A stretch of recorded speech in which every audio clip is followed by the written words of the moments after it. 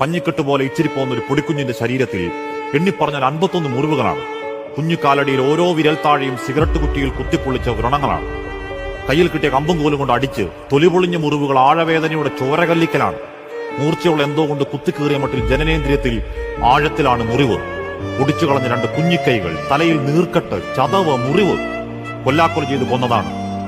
താഴെ വീഴുന്നെങ്കിൽ ആകട്ടെ എന്ന് കരുതി വീടിന് മുകളിൽ ടെറസിന് താഴെ സൺഷെയ്ഡിൽ ഒറ്റയ്ക്ക് നിർത്തി വീട് പൂട്ടിപ്പോകുമെന്നാണ് ഒരു അയൽക്കാരന്റെ സാക്ഷ്യം. എന്ത് പേടിച്ചു കാണണം. വീണുപോകാതിരിക്കാൻ രക്ഷയിൽ കരുണയിൽ ചേർത്തുപിടിക്കാൻ ഒരു അമ്മക്കൈക്ക് വേണ്ടി അവൻ ആരോരുമില്ലാത്ത നിസ്സഹായതയിൽ താഴേക്ക് നോക്കിയിട്ടുണ്ടാവില്ലേ? ആർത്ത് കരഞ്ഞു കാണില്ലേ?